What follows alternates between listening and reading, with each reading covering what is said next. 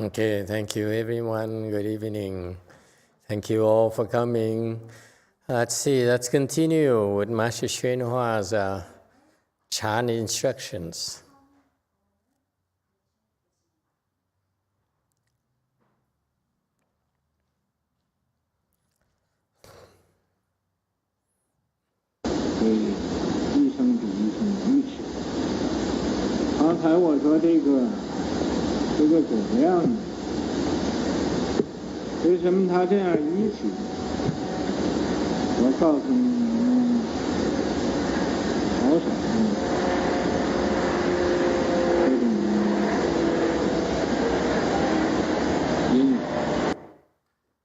I just talked about Guo Liang. Why is she so stupid? I will tell you a little bit about her causes and conditions.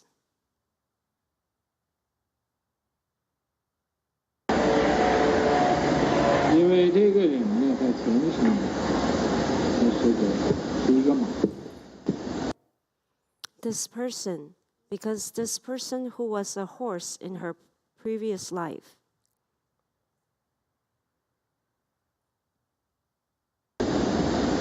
所以今生做人呢，他还是不改他这种的性格。 Therefore, even though she became a human this life, she still cannot change her disposition.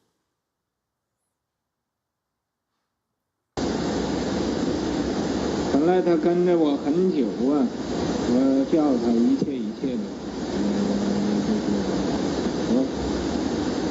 但是有点他都忘了。 Originally, she had followed me for a long, long time, and I taught her all the Buddha Dharma, but maybe she forgot them all.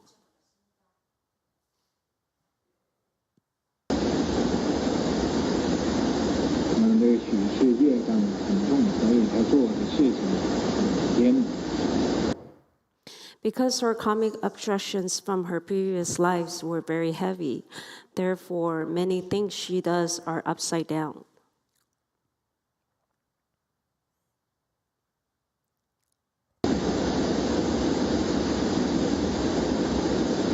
他也不信什么因果。为什么不信因果？ She also doesn't believe in cause and effect. Why doesn't she believe in cause and effect?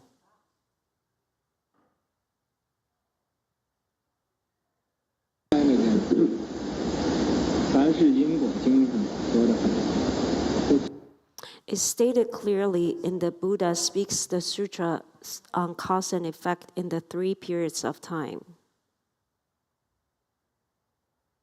见说果报不信听，你和他说因果循环报应啊，他不相信。 Telling them the retribution, they don't believe it. You tell him the cause and effect are the cycle of retributions, but he doesn't believe. 出脱畜生和人身，他头一次他这个畜生的身过去，得到这个人身。 Just rid the animal body and got the human body. This is his first time getting rid of the animal body and got the human body. 所以他不相信。就是做事情做人都做错了。 So he doesn't believe. So when he does things, he does everything wrong.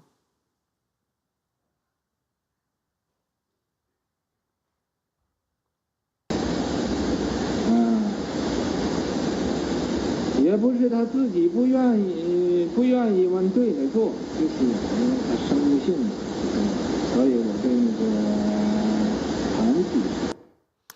It is not that she doesn't want to do it right, but her nature is like that.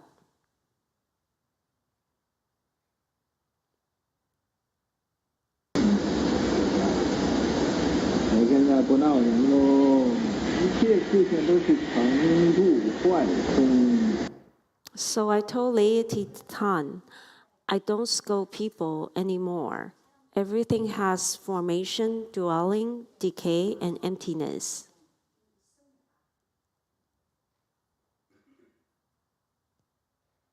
有成有住，有坏有空，有什么可闹的呢？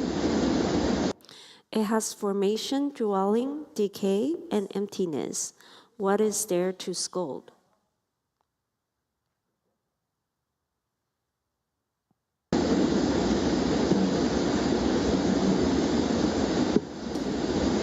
想起来，本来是很可惜的一件事。 When I think about it, it is a pity. 这个事就是这样，事件事成，事情就是这样。你这儿成了，那儿有坏的；这儿住，那儿有空的。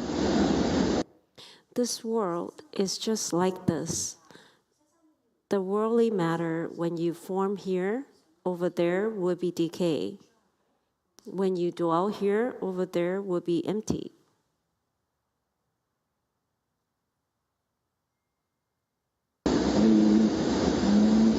因为我要在香港，他绝对不会做这种事情。可以看。 So we are, if I was in Hong Kong, she would definitely not do this. I would have kept an eye on her. 你现在到美国来，我相信美国这个政府你们不会的。等我走了呢，我就知道。 Now I'm in America. I believe that people in America would not do this. But when I leave here, I don't know what will happen.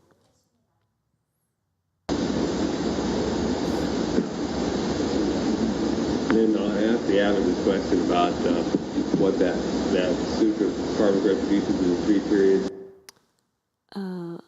Okay, I can skip to 10. Skip? Okay, let's go back to what, to go over what Master YongHua just said.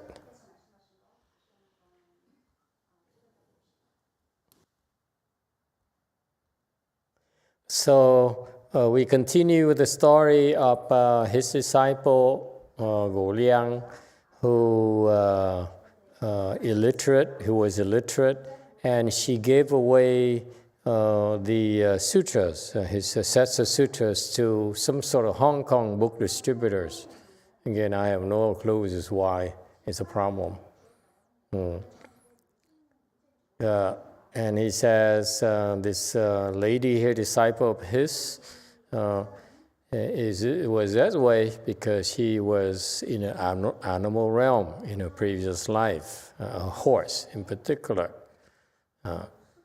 So that's the spiritual eye of the spiritual penetration of knowing the prior life. Okay.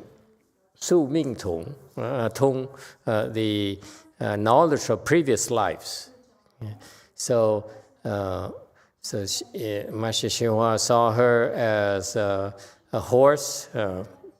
In her previous life before she became a human, but so that's why what happens. What's interesting here is when you change bodies. Okay. There is a continuation of your habit energies. Okay, he calls it his single, his predisposition. So the habit energies are very, very important. When you transmigrate, you go from body to body, and there are some old habits that are hard to get rid of. And he says, even though before that she was a disciple of his for a long time, and he taught her many, many things, but bad things happened and she fell, She fell to a lower realm.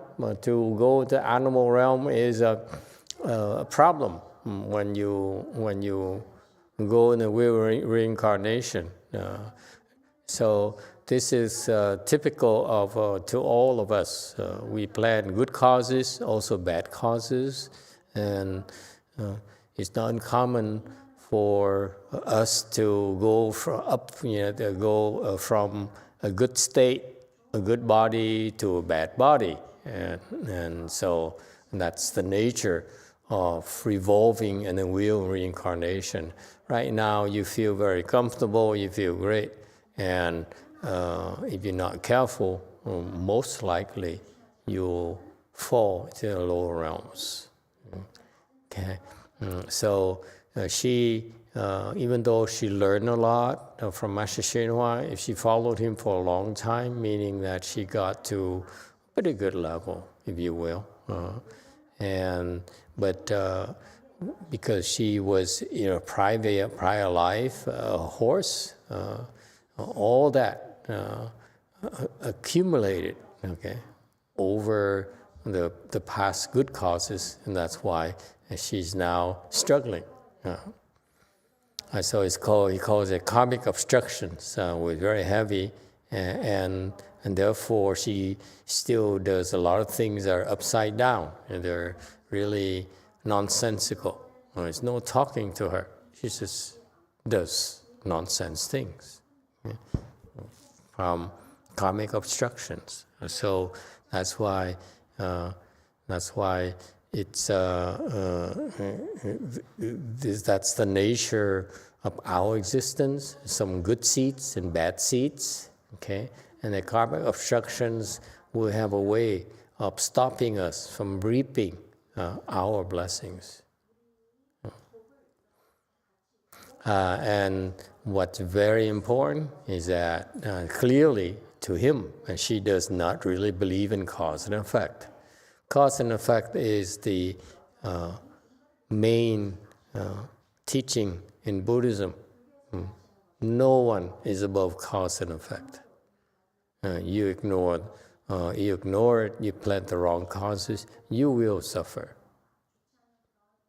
Okay? And why didn't she believe in cause and effect? As he quoted the sutra here, Shan Shi Yin Guo Jing, the sutra on cause and effect of the three periods of time, past, present, and future. In this sutra, the Buddha says, as long as there's a cause, it will be an effect. It will have to be settled, and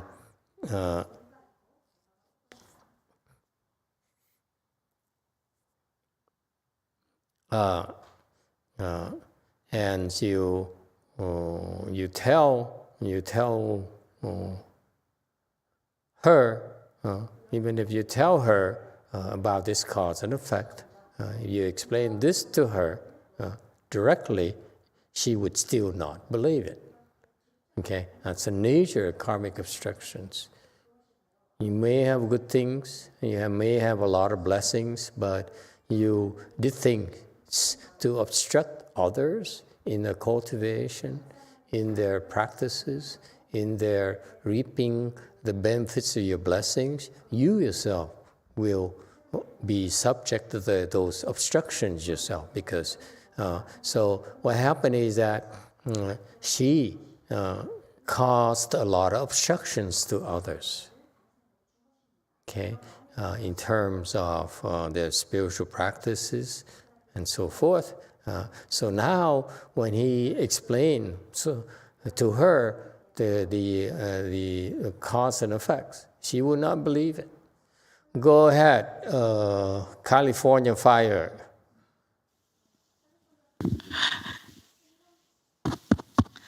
A Di Đà Phật, thưa thầy, con just wonder là nếu mà như vậy thì sư cô này vẫn tiếp tục làm những cái chuyện mà không đúng thì có phải bị đọa không thưa thầy, lại đọa trở xuống nữa không? Yeah. So first of all, is she? Oh, Vietnamese translation. Translation. So Heidi asked, like, so Master, if this lady continue to do this thing, create the offenses, and will she continue to be fall to the lower realm? Yeah, if the cause and effect is very simple. You do, you plan the cause is to fall, you will fall.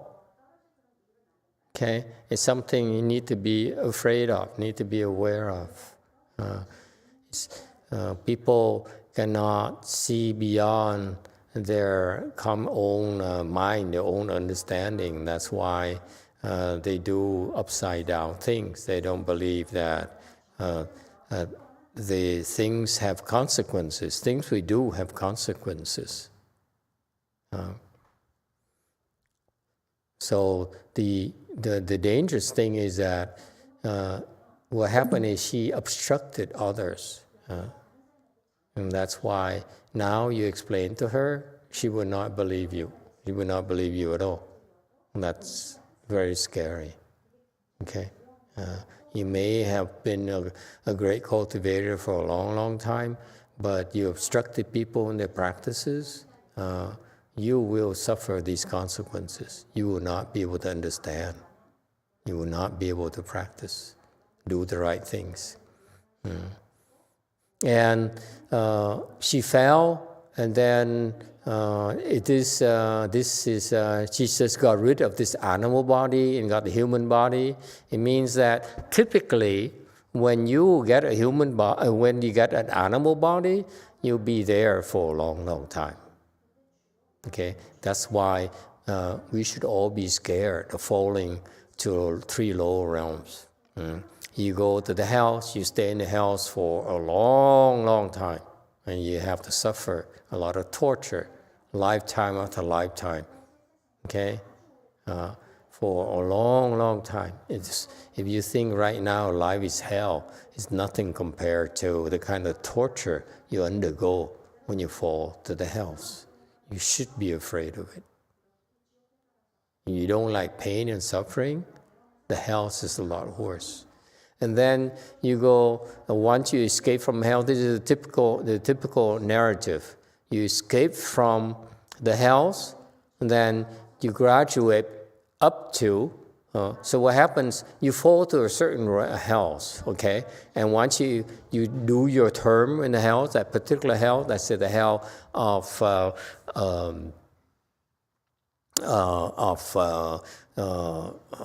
there's a hell where because you lie a lot, okay, you fall into the hell where you'll be hanging in a hook on by your tongue, okay.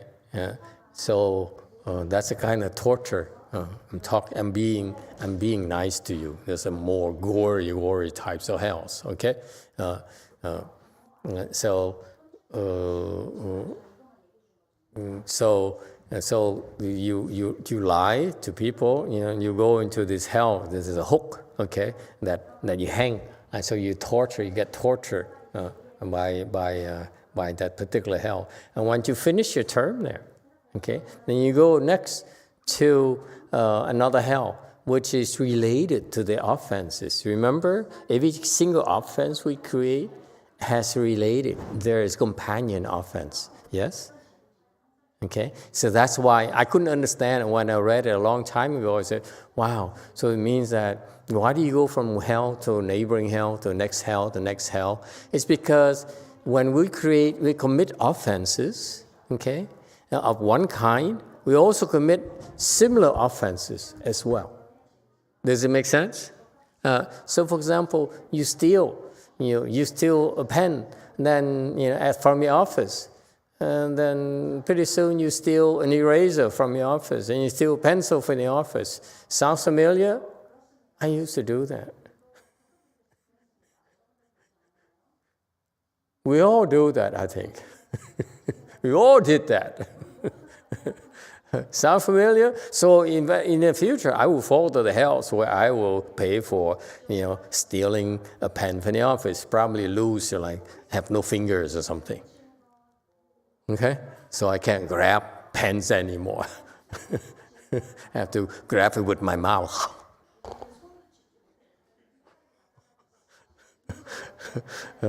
And then, because of stealing pencils, what happens? I fall next to the house where I only have one finger, the thumb, because you can't grab a pencil with your thumb. You know what I mean? Just one thumb out of 10 fingers. So I'm just appealing to your imaginations. Okay, and so that's why you understand. That's why there's adjacent hells. You don't ever go from one hell and get out. No, you go from one hell and the next hell, adjacent hells, if you will, related hells. Yes, Catholic. For people that stole pens like myself, how can Steal pens. Oh, I you used to do steal that. pens. You still steal pens. It's not just stole pens. How do we? See, I just got him again. How do we? It's amazing, these people. They stole pens and we talk about the past and they ignore the present completely. Stop it. Yes, sir. Continue. How do we prevent? How do we remove that offense when we steal pen? Well, I don't do that anymore since probably. Since as of tonight, I know. Yeah. How do you erase the offense? Go see your priest father first. Huh? This guy is incredible. He's non-Buddhist, but when he hears a Buddhist thing, he says, I'd like to know how to fix that Buddhist problem. But my Catholic problems, I don't have to worry about them.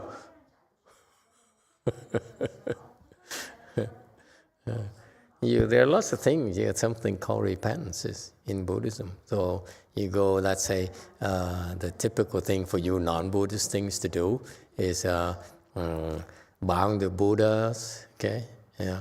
You recite the Buddha's name in the evening ceremonies when you go up there. In the morning ceremony, you recite with circumambulate and recite Namo Emitofuo. Okay? So you're actually eradicating your offenses. In the morning, when we recite the Medicine Master Buddha's name to walk around, okay, it also eradicates offenses as well. So it helps, okay? And then we have great compassion repentance, okay? So basically, the principal thing is we need to repent to erase those karmic retributions. All right, so typically you go from one hell to the next hell, because we steal one thing, and I steal the next thing, and another thing. That's why usually the hells will be there for a long, long time. You should be scared because there's a lot of suffering. And after that, you move up to the hungry ghosts, where you suffer. You'll be hungry and thirsty for forever.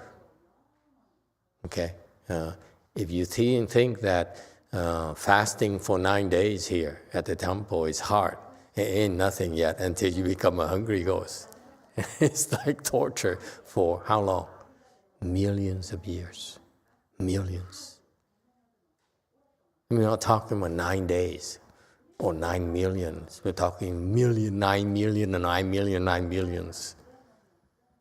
It's scary. Okay? You're so thirsty, okay? And by the time you get something to eat, okay, then you eat excrements, and you think it's tasty. And then you drink urine, you think it's champagne. Serious. And then after that, you move up to a long, long time, and then you move up to be animal realms, okay? And you go to an animal, you get an animal body. Let's say you become a wolf, you come back as a wolf, and come back as a wolf, and come back as a wolf. Repeatedly. It is scary. Okay? So she finally got rid of the animal body. Okay? She says, just got rid of. Okay? Yeah. Now she got a human body.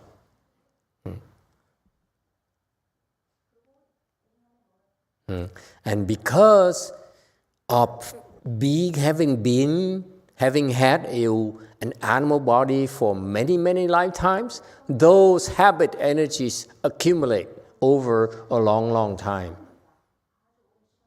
And in animal realms, you do upside down things. You do stupid things. Okay. Yes, 7. Thank you, Master.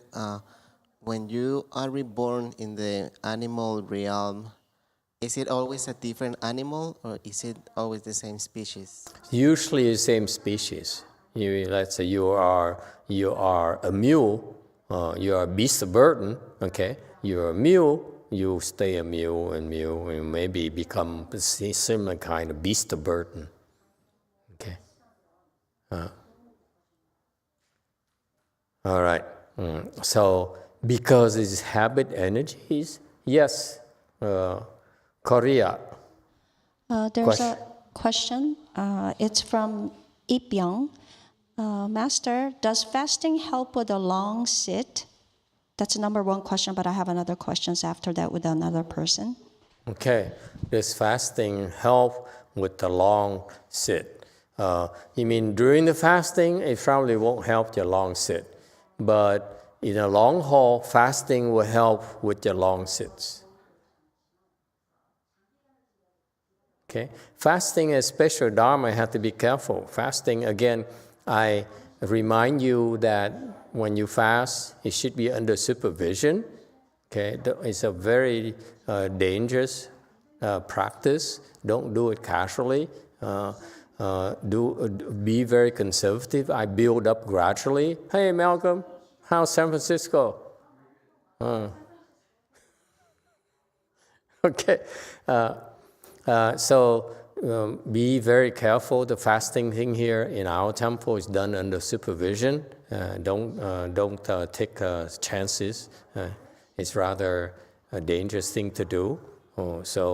But when you fast, you will drain yourself of energy. Okay, and so there's some you need to be very, very careful. So because your energy is drained, you probably will not help you with the long sit during the fast. Okay, but after it will.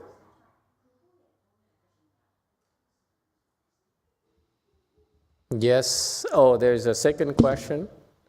Another question from Ipjin, and the question is, after Fochi, I experienced Fochi at JMT, and after I took refuge, and my body is not well anymore. Every time when I'm planning to cultivate, I get hurt, and then I think this is an obstruction. What should I do in this case? And also, at home, I found a little sharira. I had a sharira before, but within few days, 3 baby sharira appeared. What does this mean, Master?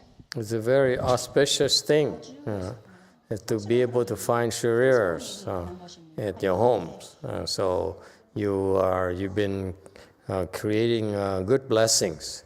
You're helping others cultivate. So that's why you have shariras. And the person who cultivates has done well, if you will, and will do well in the future as well. So it's a good thing. In terms of the difficulties you're experiencing, we should talk to the Sunims there, amongst there, to get more details. Usually there's a good side and a bad side to it, so don't be alarmed. Talk to the monks and nuns at the temples at JMT and find so that they can find out more details about what happens and what to do. But typically, after you took refuge, you have those things happen. It's to me personally, it's a good thing, because when things are going smoothly and people are happy and having a good time, that's when they get in trouble. That's when they create a lot of offenses. And they're lulled into a sense of complacency and are creating offenses that they will regret later. Whereas when we cultivate, in the cultivation, you notice in our world, cultivation is hard. It has a lot of obstructions. And that's the nature of cultivation. It's not supposed to be easy. You're going against the grain. People in the world, the more pleasant their lives are, the more they have, the more serious offenses they create. And that's how they fall. But on the other hand, when people like us, we cultivate, we encounter a lot of obstructions. That's how we learn, and that's how we fix our errors of the way. So there's a difference between worldly pursuits versus cultivation. Worldly pursuits is that you're looking for things that are smooth, things that will be pleasing to you, and that is a recipe for a lot of suffering. I assure you, a lot of suffering. But it's okay. You find out yourself. Okay? And whereas in our world, we endure the suffering right now. Remember that the saying the Master YongHua taught, the Chinese Chan patriarchs taught us? And Master YongHua stuck in my mind very quickly. As soon as I learned about his Chinese Buddha Dharma, the Chinese Chan, okay, to endure suffering is to end suffering. To enjoy blessings is to exhaust your blessings. It is so wise. You cannot escape that. No one can. So,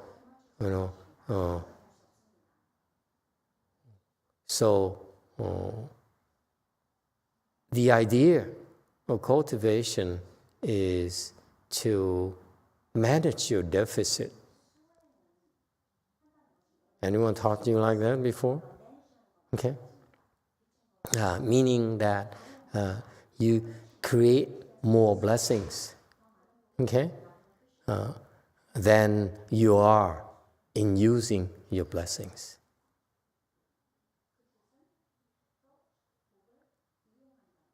Okay, so encountering obstructions is a natural form of creating more blessings. Okay. Is that it as far as Korea goes? Okay. One more. One more. There's a question from... there's a question. The eyes that could see the spirit or the ghost, is it different from heavenly eyes? Yeah, that's a heavenly eye right there.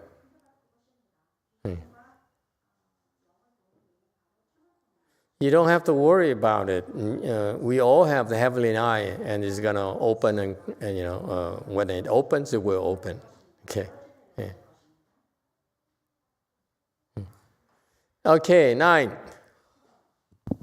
And we're close when it closes. Yes. From Chun, a friend recently asked me, how do you get out of being an animal since you commit a lot of offenses like eating meat? Could Master help answer this? How do you get out of the animal realms? So the trick, it takes 2 things, okay?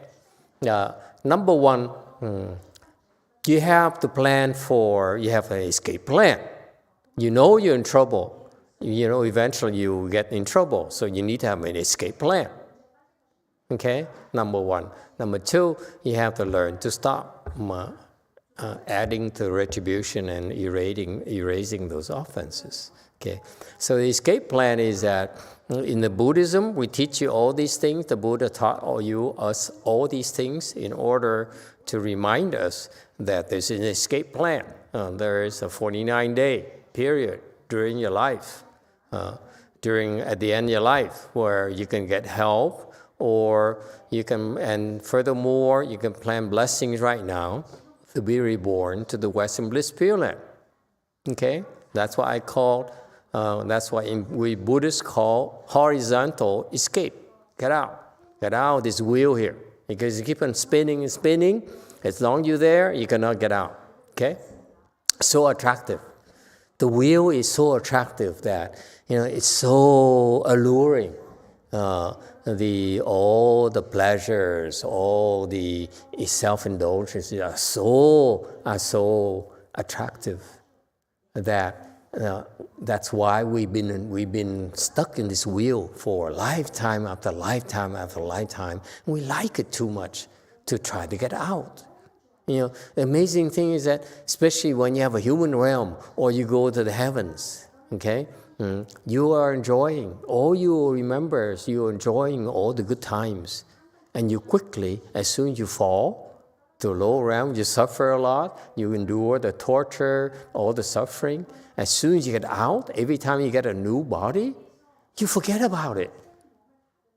That's part of our ability to be able to endure more suffering, is that we have the ability to quickly forget it, all the bad things that happened to us in the past, the suffering that we endured in the past. Every time we're born again, it's erased. We forgot. It's erased from our memory. We don't remember, and we. That's why we continue to gleefully continue to create those similar offenses. Okay, so that's why the Buddha realizes that. He says, you should be prepared for that. So this is during the 49-day thing here. You should make arrangements to have the temple, okay? Competent people help you avoid falling, and preferably go to the Pure Land. Okay? You don't have to believe it. You should make provisions to go to the Pure Land. Okay? Get out the wheel.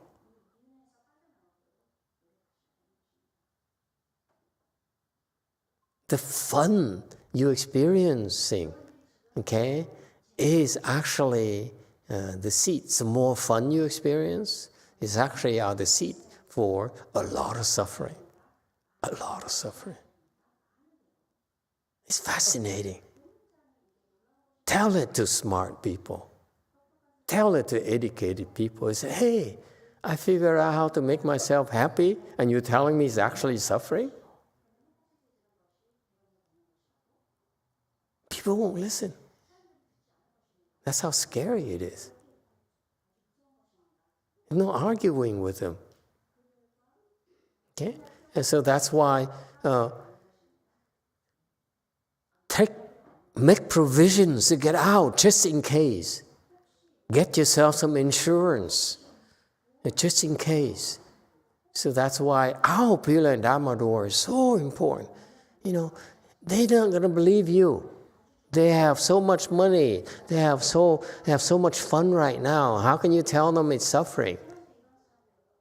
The fun they experience right now is dire suffering, is huge suffering in the future. Understand? Now you are at this point in the pendulum where there's a lot of suffering. Eventually, it's going to swing back the other way. Is it clear? This is pendulum. Life is a pendulum. Up and down, up and down. Positive, negative, positive, negative. Remember? It's just the nature of existence. You can deny it all you want. Okay?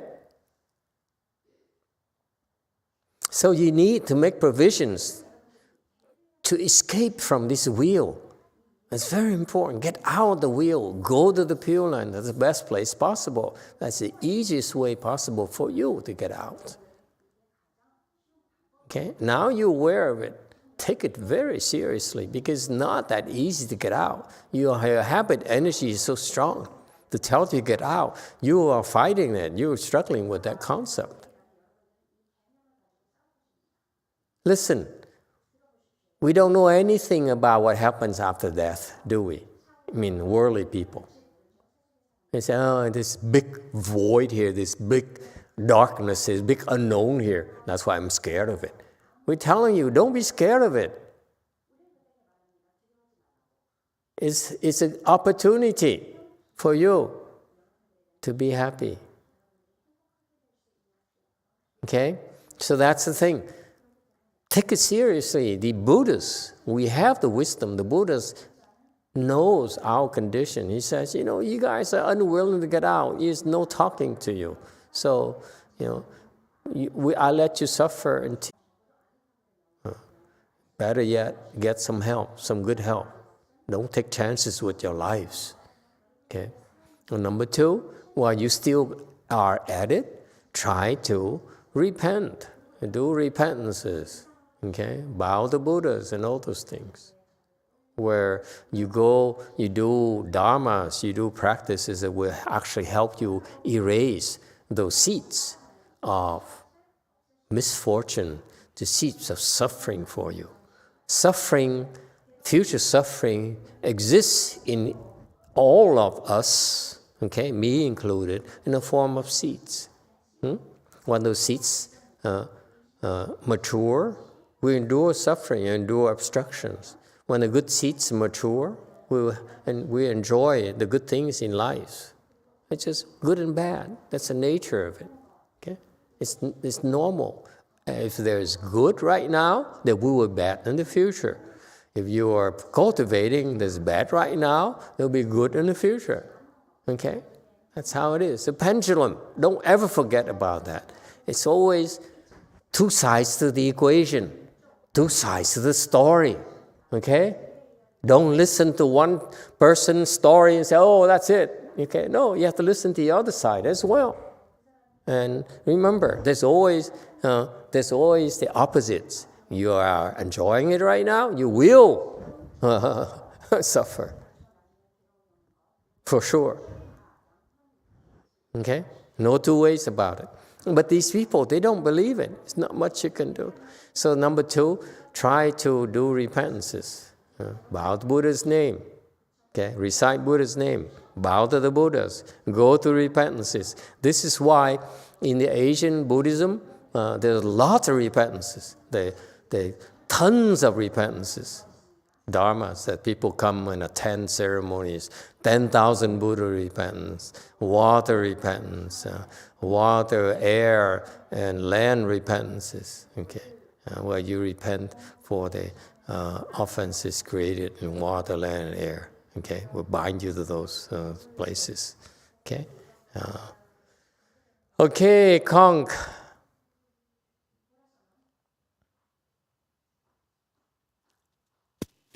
네, 입자 김연숙님 질문입니다.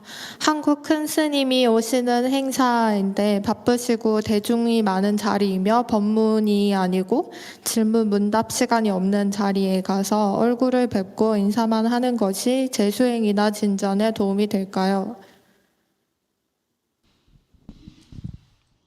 Master, this question is from Ibja. I have a question about going to see a well-known master, great master, known to be, and there are going to be many audience, but there's no question and answer sessions. Do you think this type of occasion will be helpful for my cultivation? Well, if you have time and you're interested in going, there's nothing wrong with that. Okay, you go to the temple. The nice thing about going to temple is that you get a chance to bow to the Buddhas and make offerings to per jewel. That's always positive. Okay, so yes, definitely. If you can go to those Dharma events and you can plan your blessings and bow to the Buddhas and so forth, it's a good thing. Okay, nothing wrong with that. That's what temples are for. Let me remind you again, for you monks and nuns, or future monks and nuns, if you open the temple, okay, and you open your doors to the temple, even in spite of the pandemic and all these risks of getting infected, for people to come in and bow to the Buddhas and the Dharma and the Sangha, okay? You done your jobs. Because you don't realize how beneficial it is for people to have a chance to plant the blessings. Because the people are under a lot of, they are very confused. They're easily tempted by the aura of the funds and the games, and that's why they create offenses in the process without realizing it. Okay, so when we have these places, way places for people to go in and plant blessings, it's a good thing. So if you go to these places for this Dharma master and so forth, you're supporting Buddhism in general. It's a good thing. Okay. Any other questions? 9. From Min, what caused people to remember their past life, people who reincarnated? Well, whatever causing condition arises, I'm not sure why people remember past lives. And sometimes it's their blessings. All of a sudden they say, oh my God, now I saw myself like that, and they make the connection of cause and effect. So it helps reinforce their beliefs, their faith, strengthen their faith. Okay, it's not uncommon in our temples have people say, oh, they can see past lives, they can remember past lives, their past lives, some past lives, and some other people's past lives. Okay, and that's the nature of the blessings. If you really are able to see the connection, then you see the causal effect. Okay, it's easy for you to make the connection of cause here and effect now. Okay, and so one common denominator is the nature of your blessings. It can help you strengthen your faith, develop faith and strengthen it. Okay, so it's lots of causes and conditions why that you are able to remember past lives. So there are too many reasons. But it's not something that you want to seek. If it happens, it happens naturally. Yeah? I'm of the belief that there's no need to be greedy and say, I wish I could know my past lives. Okay, there's no need for that. Yeah? If it's meant for you to be, then you see. But there are other things that also are helpful in your spiritual path. So don't be too stuck on that.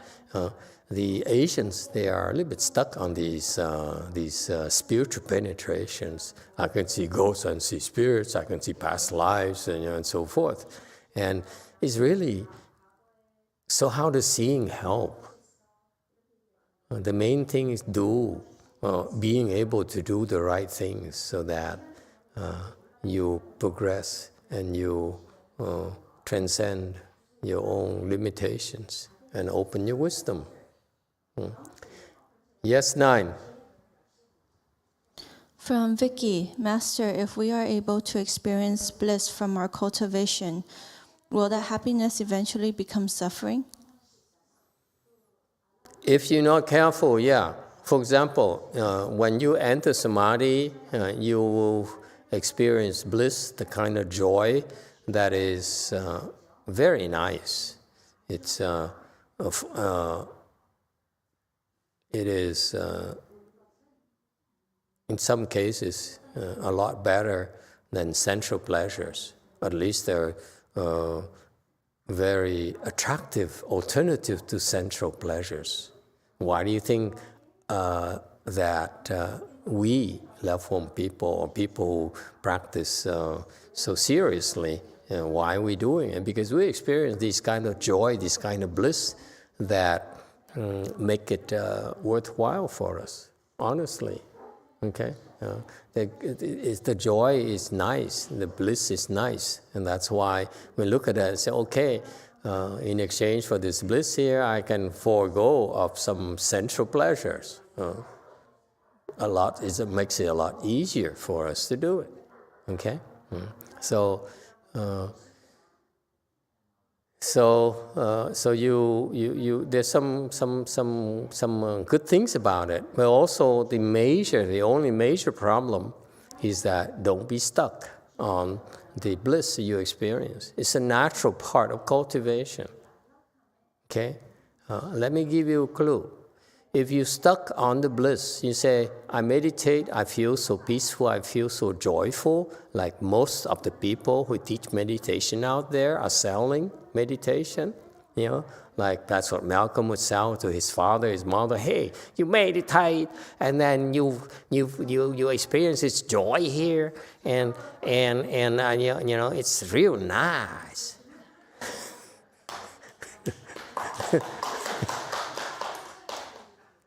Can you understand me? Seriously?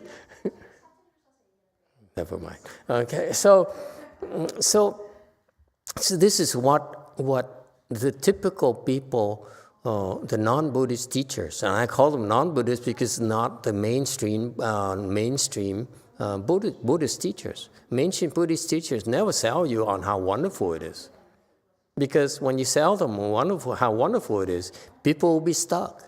They look forward to it.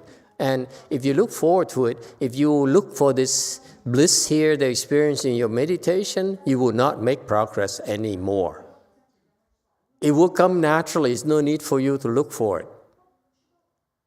That's a very important caveat, a warning. It's a natural thing. When you experience it, when you meditate, you will experience bliss. No two ways about it. It's very enjoyable, but don't be attached to it. Okay? Why is it so pleasant? Because secret. Okay? It's pleasant because you experience suffering. That's why, you remember the pendulum will eventually swing the other way. If you only are attached to this bliss here, okay, then that's all you're going to swing. That's all. It will not go beyond it. But if you're not attached to bliss, and it enables you to push the suffering more on this side, you understand? This is a secret. State secret. Do not tell the non-Buddhists. Do not tell the other Buddhists. Okay? This is just for us. Edit this. Okay? This is will be part of the subscription side of it. Because I cannot remember when I should charge money or when I should not charge money. I'm getting too old. So this is a secret, folks. This is what China is so fascinating. See, the typical teacher, you can tune out. The typical non-Mahayana teacher, they say, hey, meditate, smile. It makes you feel so blissful and so forth. And so you have this goal here. I meditate because I want to feel good, right? It makes sense.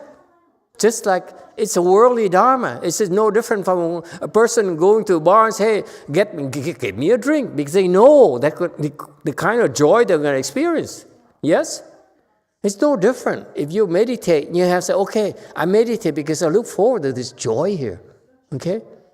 Then that's all you're going to do. You will experience joy here, and then you have, a headache after.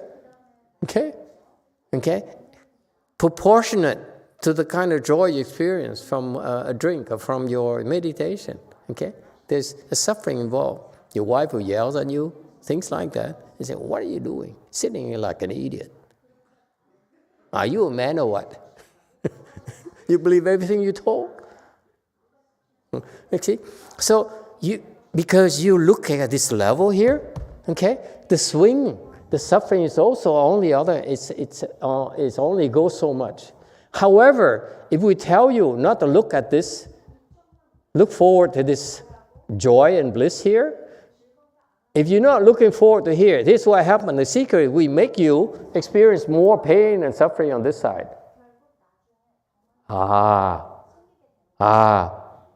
You got that, Koreans?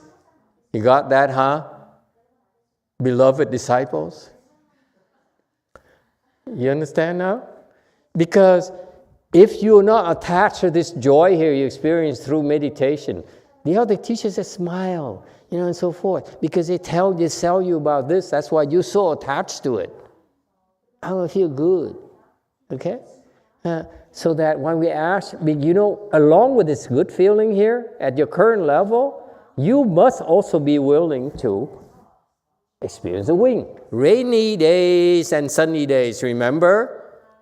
It's never always sunny days. It's always sunny days and rainy days and sunny days and rainy days. Yes or no? That's life. So the bliss you experience on your current level right now is associated with this suffering with that. Okay? Suffering because your demons will come and attack you to derail you and make you fall further. You understand? Make you lose, make you regress. That's part of the picture. No one told you that? Okay? And because you're not attached to this side here, the bliss and joy here, then it's a lot easier to get you to experience more suffering on this side. You understand now? This is our secret. If you experience more pain and suffering right now, eventually the swing will swing the other way. Can you see that? This is worth a lot of money, my devoted and my special disciples. You bottle this, you make a fortune. This is how you end suffering in the world, by enduring more suffering on this side, so that you will experience more bliss on this side. Guaranteed. And if you subscribe to our special rate just for tonight, this bliss here you will come a lot faster, just for tonight only, and 20% off.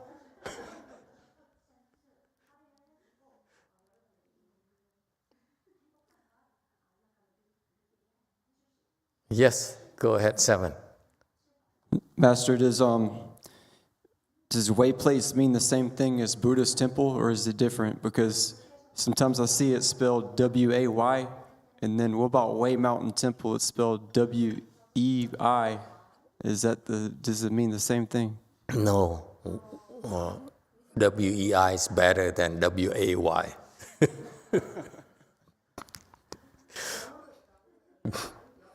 Okay, it's a better way place.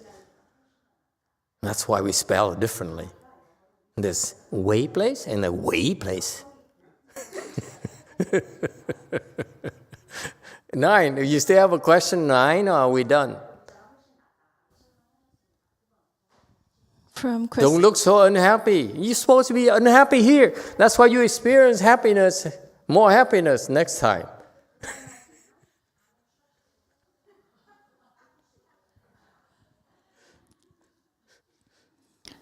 From Christopher L. Who grants us these spiritual penetrations? Who grants it?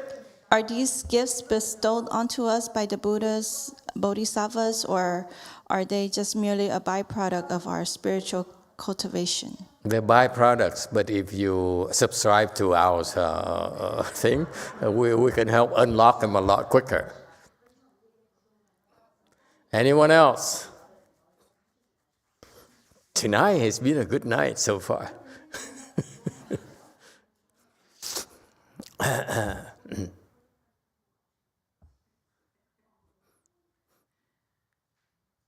Okay, so because the habit energies of this person here, be animal realm, you do stupid things. Okay, animal realms, they do upside down things. So when she got the human realm, the habit energies from the animal realm is so heavy, she will keep doing stupid things. She will not buy into these words of wisdom. Okay? Yes, 9. From Go Forest Apple. About 1 year ago, I told Master that the first half hour of my meditation was so enjoyable. And Master said that there was something wrong with me and I should be electrocuted. Not electrocuted, executed. Electrocuted is too gentle. execute it.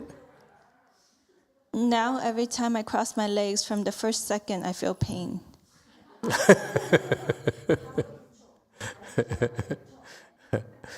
No, that's torture. It's not executed. Okay. Go ahead, Jewel Kong.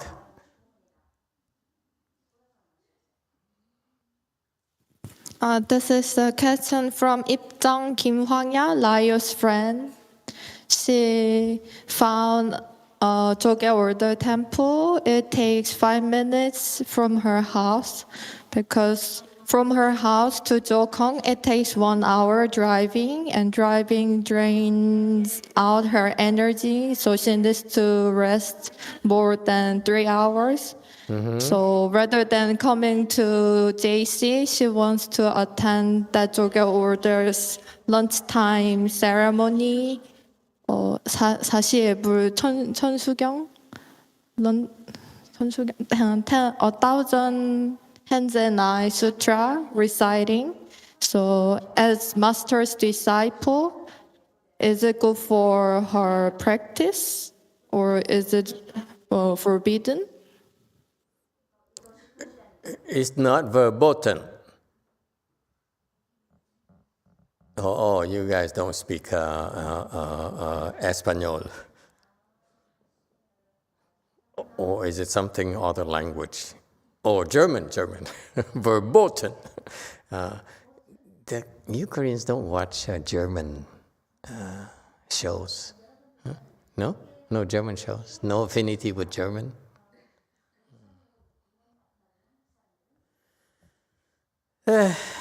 Oh well. So no, it's not forbidden. You're free to do as you please. Especially you go to any temples you like. It's a good idea to go to temple as often as you can. Okay, and if you go to the Jogye Order temples to attend lunch ceremony, it's a good thing. It's a very good thing to attend those things. However, in general, you have to understand it's not so much about the time, but it's also the quality, and be very careful. For example, I give you an example. Where I come from, I go for quality, meaning that if I go to school, I would strive to would make sacrifices to go to the best school, the best university, so that I learn the most for my time. Okay, it's more transformative experience for me personally. I went to a very top school, in graduate school, and really changed my life. It gave me perspective I didn't have before. So similarly, not all temples are the same. Yes, we provide the basic services. We provide you with a place for you to bow to the Buddhas and attend ceremonies, but they're not all the same. However, if you feel that it's better use your time, by all means, go to other temples. Nothing wrong with it. And if you can, go to our temples when you have more time, that's all. And eventually, one day, you will realize there's a difference between the ceremonies of one temple versus the other, and meaning that you get more benefits from going to one temple versus the other. So you'll see. You see. Don't worry about it. If you feel better going to that temple close to your house, by all means, go. There's nothing wrong with it.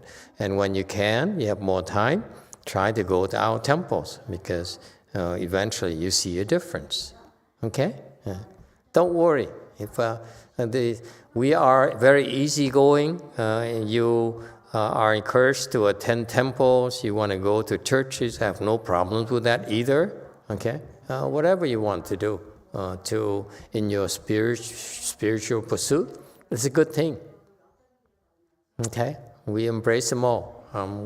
I personally don't feel threatened by the other monks and nuns or the non-Buddhist clergy and so forth. We all are doing the same thing. We all are going after instilling goodness in you and helping you progress spiritually. And sometimes it's not uncommon to have detours. First, before I came to Mahayana and my master's temples, I went through the detour of the Vietnamese temple, of the Dharmas from the Japanese, from the Chinese, and from various Dharmas, Tibetan and so forth. And I finally found my master's Dharma. I practiced for a while, and then I couldn't understand it, so I had to go to Hinayana sources outside of Master Hsuan teachings, okay? And then eventually I outgrew Hinayana very quickly because of the environment I was in. You know, listening to Master Hsuan's Mahayana lectures every single night helped tremendously. So it helped me outgrow the Hinayana teachings so quickly. In 1 year I was done. I said, no, this is not that interesting anymore after 1 year of listening to Mahayana Dharmas. And then after that, I wander around to other temples as well. And so it's a natural to, part of your experience is that you should be able to experience all things, that as long as you are on the path to liberation, to end your suffering. Don't worry, okay? We never force people to do anything against their will. Actually, we encourage you to explore and experiment. I don't feel threatened at all, okay? Even my own monks and nuns, you know, I send them away to other temples, say, you go experience this. You should experience it, okay? Whoever works for you, I'm glad, okay? You decide for yourself. Anything else? Anyone else? Yes?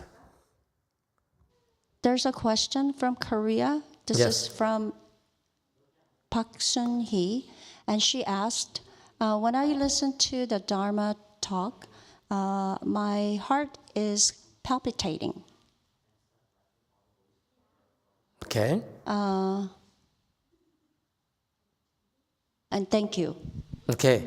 When you listen to Dharma and the heart palpitates, it's a good thing. Ignore it, continue to listen. It will go away, it will get better. Okay? It's a good thing. Don't be scared. Anyone else? There's a proof right there that actually it's listening to the Dharma does good things to your body. Anyone else? Okay. So you see, the habit energies are scary because you steal and you continue to steal this lifetime, next lifetime, and so forth. She, as an animal realm, she did the upside down things, she did the wrong things. And that's why now you tell her about right and wrong, she says, I don't know, I still want to do wrong things. Okay, 53. It says, furthermore, Master Hsuan says to the Tang, that guy, a layman, it says, I don't scold people anymore. Now it's scolding, okay, not agitate anymore. Really, it's as a teacher, now it's scolding, not agitate. Okay, so the Chinese has multiple meanings depending on the context. Okay, so that's in a way it's more abstract than our language. Our language is more precise. English is much more precise, more simplistic. See, I now do not scold people anymore. Okay, that's correct. Yeah, it's because scolding here is that when he scolds people. This is very interesting Chinese concept from his perspective. It's worth mentioning, worth explaining to you. For a teacher like Master YongHua, when he scolds people, is to agitate them. He's not really scolding them at all. You understand? On the outside, it's like, why are you like that? How could you? Okay, sometimes he scolds people by being gentle. Oh, you are such a low life. Or, how could you? So it's scolding. It's now has that sense. Whatever it takes to agitate you, agitate us, he'll do it. So it's not necessarily scolding.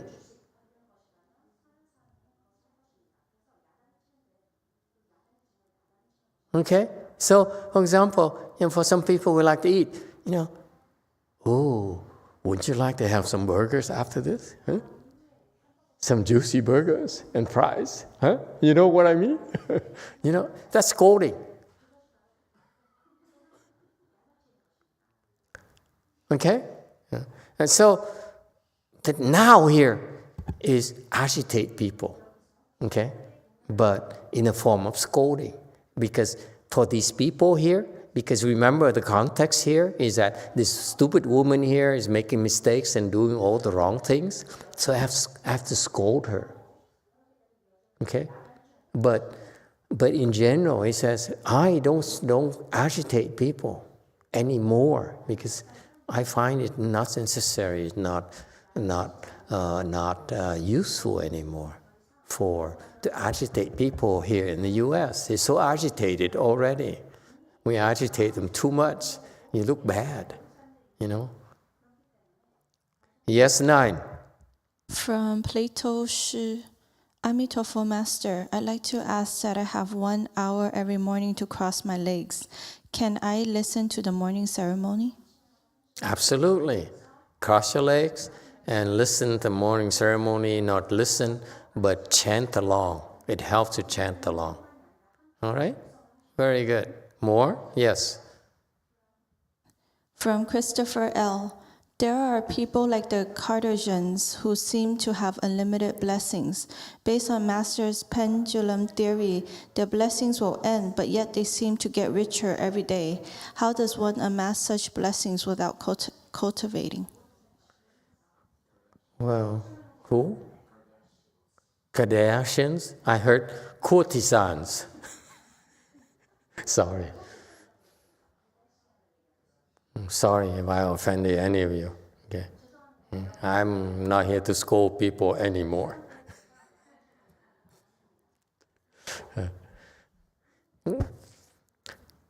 Listen, if good things happen to them, the courtesans, I'm very happy for them. I mean, car, something.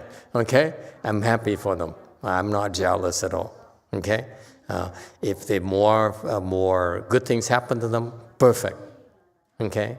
No problems. Okay? It's a good thing. This is what is called rejoicing in others' merit and virtue. If good things happen to you, I'm very, very glad. Okay? If you're rich and you enjoy life and you have a good life, I'm very happy for you. No problems with that. Okay? And so but the things will change. The pendulum effect, the good things will end, and then eventually bad things will happen. That's it. I'm telling you, this is such a beautiful, beautiful story, beautiful theory. The good things you experience this level right now, okay, will have to be balanced out by the sufferings at that level. Either it happened already or will happen. We don't know whether it's going to swing this way or because it was this way because you suffered already. You understand? It doesn't matter. For us, it doesn't matter. Look at the big picture. It's like this constantly. Okay? Like this constantly. You see? So, no one is above that. No one. Buddhas is also subject to it. So if the good things happen to them, good for them. I'm glad for them. Okay? But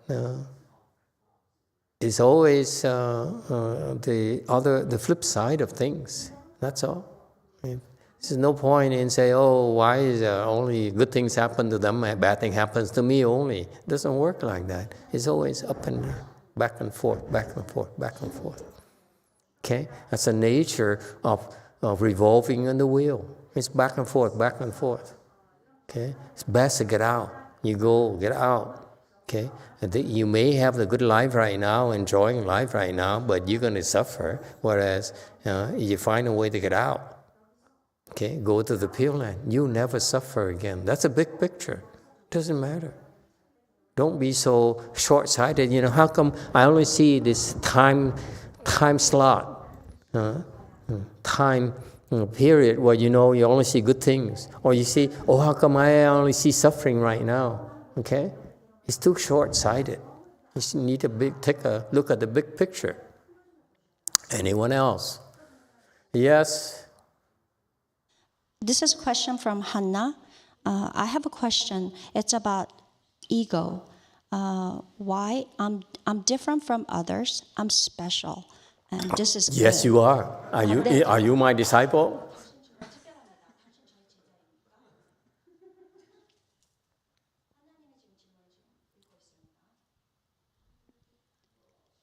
And this is good. This is bad. So basically, I'm analyzing, and this way, how I function. Mm-hmm. That's how we all function.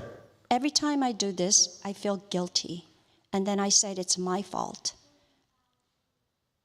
When all this ego melt and disappear, do I continue to experience the suffering? Is there any other way to avoid this ego? Yes, meditate. Okay, now, when you're at work, it's perfectly okay to calculate, okay, to weigh what's beneficial, what's not beneficial, because that's what we are contracted to do, what we paid to do. But when you meditate, so all I'm asking you, all of you, is that live a normal life, okay? Discriminate, differentiate, calculate, because that's what you're supposed to do. And when you don't have to, don't. That's called having a balanced life. Smart people, educated people, they say, I need to calculate constantly, okay? And that's stupidity.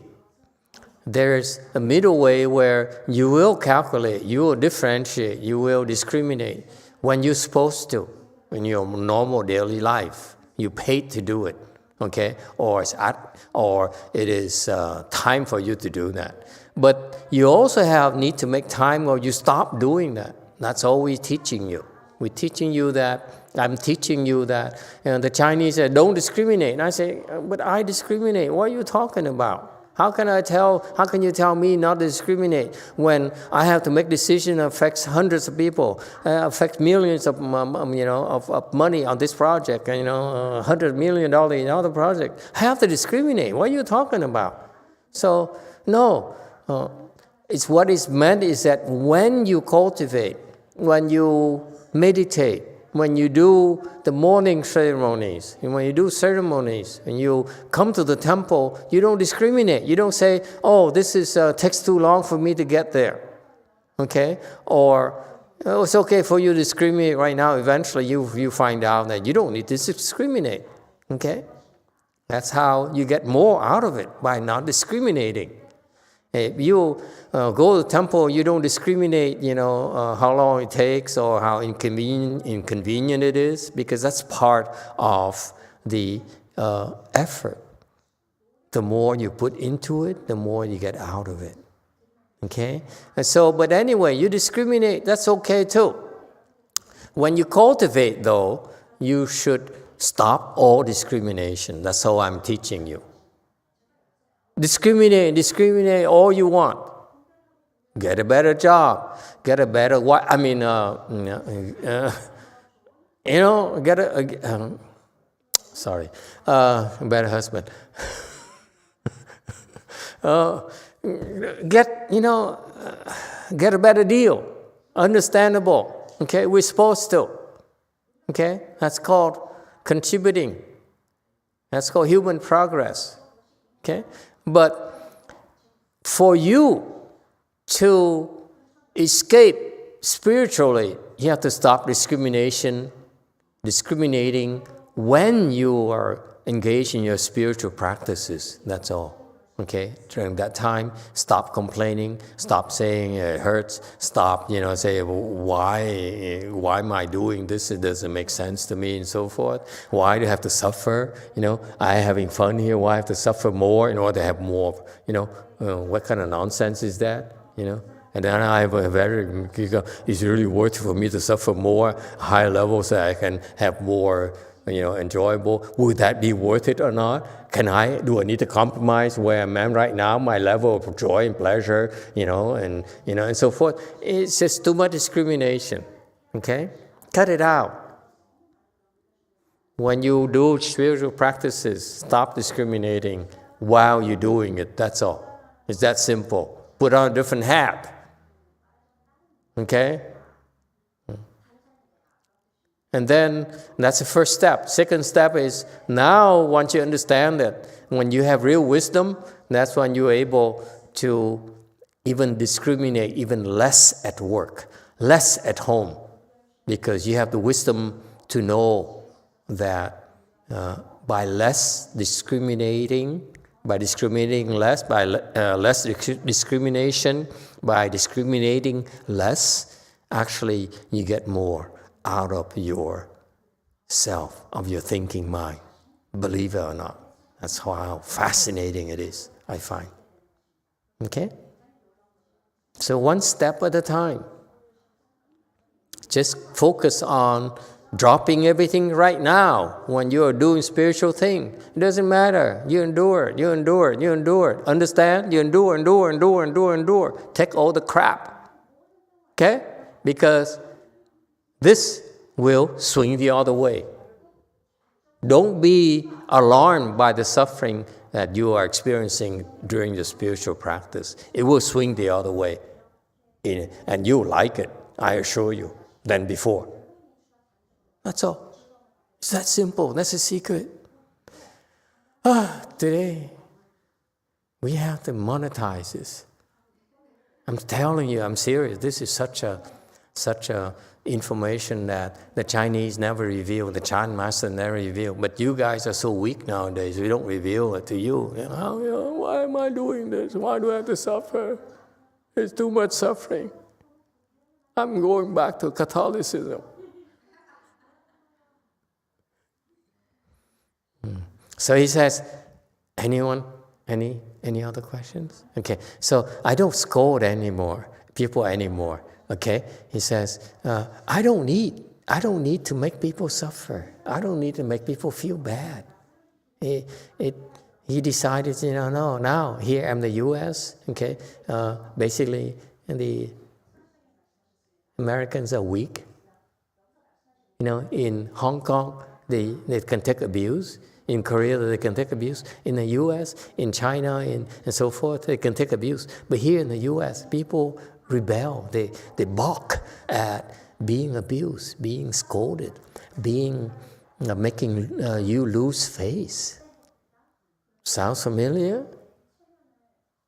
How dare you make me lose face?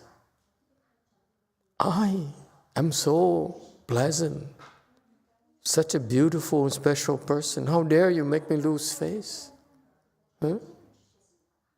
You know how much energy I have to expend in order to be so lovable and likable to all of you?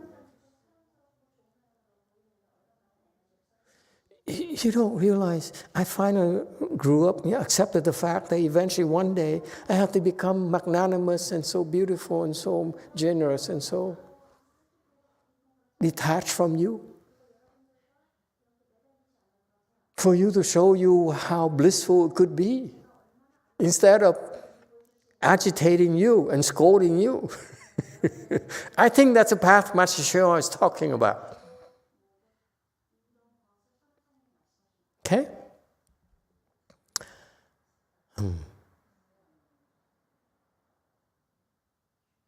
New rule, okay? I don't scold people anymore. I will be magnanimous and generous and kind and compassionate. How's that? Would you like that?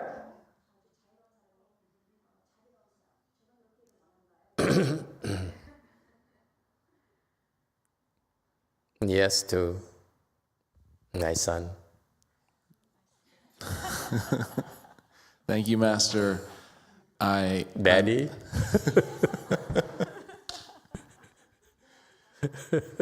I have to admit a little bit of attachment and nostalgia for the old days at Blue Mountain Temple when I first came in, and you would lovingly refer to everyone in the assembly as idiots. And I never saw a Dharma The 3 or 4 of you. And everyone was smiling and loving it. I was like, what's going on? Master Z is a clue. We only have 2 or 3 people there. Now's the time. So, of course, I accept your new rule, but I must share that I have a little nostalgia for the old scoldings. Thank you, Master. Yeah, 9, go ahead. Master, I don't remember where, but I think I read somewhere where Master YongHua said, if you get praised too much, you actually lose blessings. Is that true?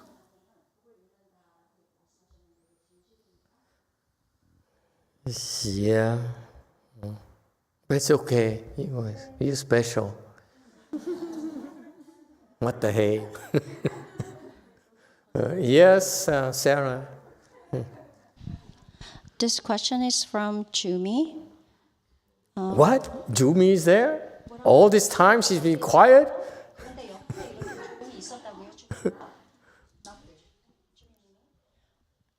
Master, when I go to temple, I thought the easiest way to accumulate blessing is working at the kitchen. So when I started to go to JMT, I did work at the kitchen, but after a while, on the weekends, I purposely did not wash the dishes at the kitchen. The reason is because the people coming on the weekends, I'm giving them an opportunity to accumulate their own blessings. So I thought taking a loss for them. So doing this for a while, I started to do work that other people didn't want to do it. For example, I clean the bathrooms, or I separate recycles and other trash. And if people doesn't offer flowers, then I offer the flowers for Buddhas and Bodhisattvas. Oh, bless you, my child.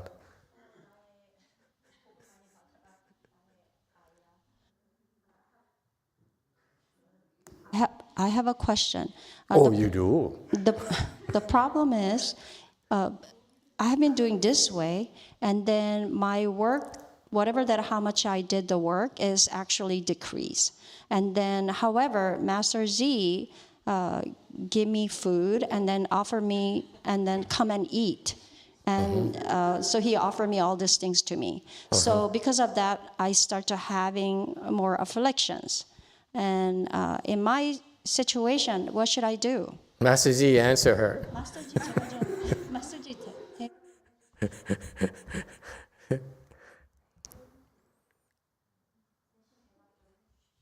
This lady is, she has deep mistrust for Master Z. He said, you're doing this to me, you must have an agenda. What is she supposed to do when you're so nice to her?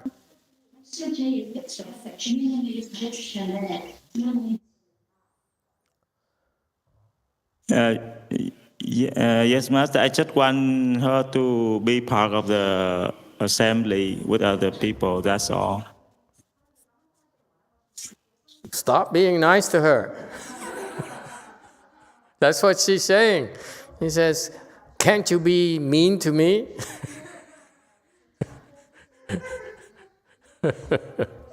Can't you scold me, please? Huh? Well, she's so obsessed about not losing blessings. Relax. Okay? Try your best. Yes, it's okay to yield to people, but don't keep on saying, if I yield to her and I do something else, I'm losing how many blessings again? Stop calculating so much, honey. Just do. Okay? Just help out.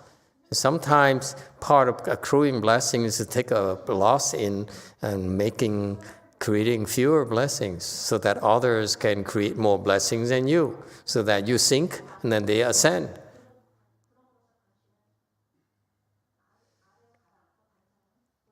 Okay? Stop calculating so much. Just help, whatever way you can. Okay? We just explained about stopping discrimination, and you are discriminating like crazy. Stop it. Okay, time is up. Any final question before we let you move on with your important lives? Yes, alcohol. This is a question from YouTube. 한국 사람인데요. 입정 김황현님께서 질문하셨습니다. 불칠 이후로 두 가지 방법으로 연부를 하고 있습니다. 하나는 불칠에서처럼 20분 나무아미타불을 거기 있어요. 네. 20분 나무아미타불, 20분 매우 느리게 나무아미타불, 그다음에 20분 빠르게 나무아미타불, 그다음에 20분 무겸을 하고 있습니다.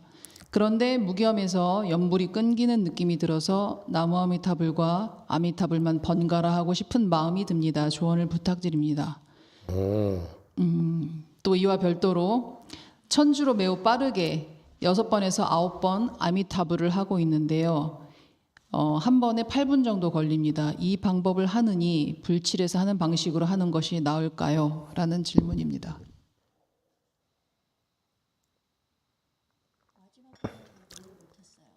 천주요? 천주로 그게 더 낫는가? 오케이. Master, this is Ipjang. I have a two-way to practice right now. For the Buddha recitations, I do 20 slow Emitofuo recitation and 20 fast Emitofuo recitation, 20 silence Emitofuo recitation. But I start to feel that when I do the 20 silent Emitofuo recitation, I feel like it's stopped. So what do I need to do at that point? And also... Stop? What do you mean stopped? You mean like the world stopped revolving? I feel like I wanted to stop. Oh, you wanted to stop.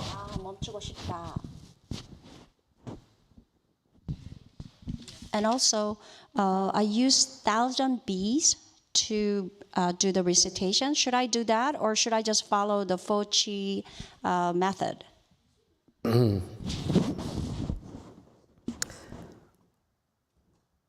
You stopped. I don't understand. You stopped.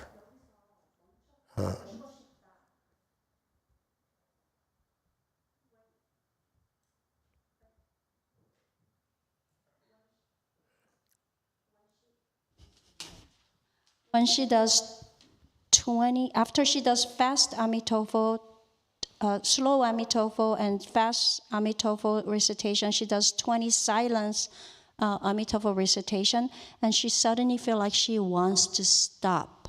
Okay, don't worry about it. If you're at home, and then you can do any form of recitation. For example, when it's real noisy, your neighbor has some music, if you live in apartments, Koreans, you guys live in high rises, right? And sometimes it's loud, neighbor's loud.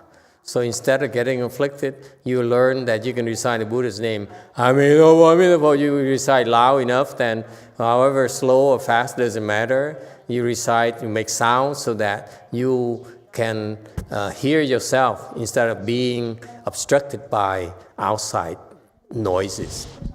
Whether at home, whether at wherever, okay? You have the options of using the sound, okay, to focus on the recitation. But in most cases when it's quiet, then you can silently recite. So that's the purpose of the training. The purpose of the training is to teach you to recite with sound or without sound. Okay? The fast recitation is only an expedient to help you increase your focus on the Buddha's name. So it means that if you recite loudly or silently, and yet you have a hard time focusing, okay, on your recitation, then go faster. That's the purpose. Okay, so for example, you'll be tired, you'll be sleepy, and you feel like you have a hard time concentrating, then you can recite out loud, or if you can't, recite silently, but recite faster. Okay, that will help you focus on the name a little bit more. Okay, so that's the reason why we train you in the. That's our purpose during the 4G.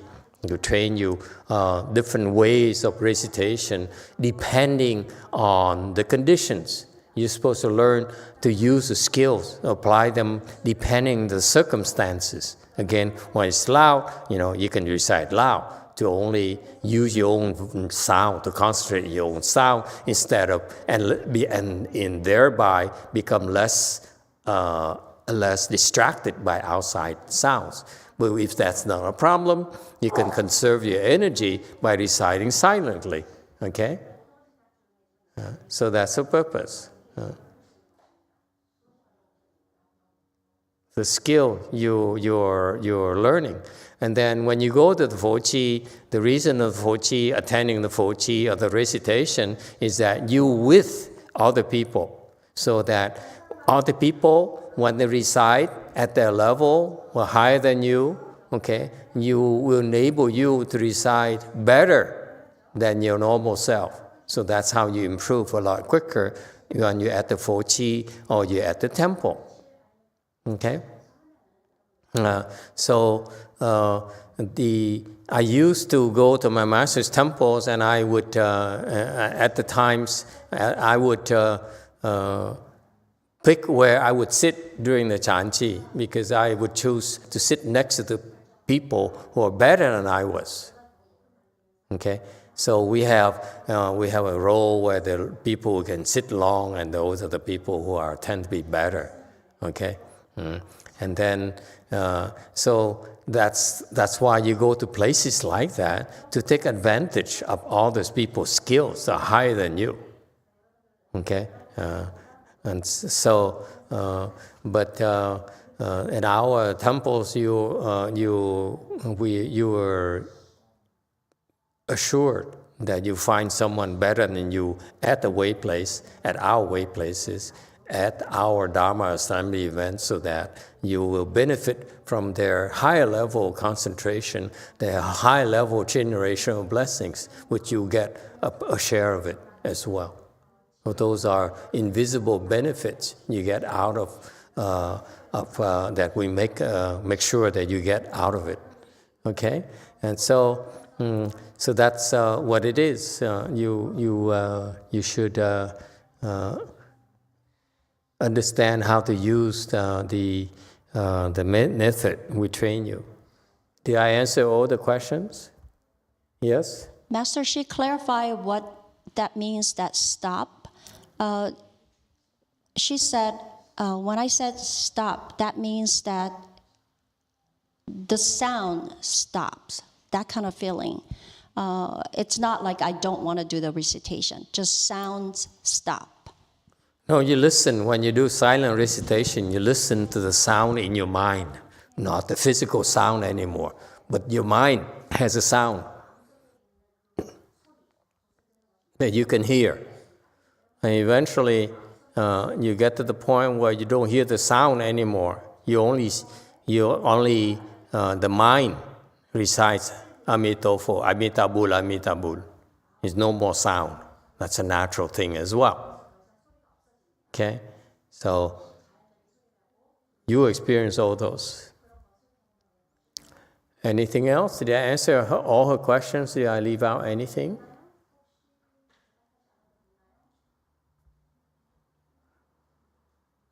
Yes, 4.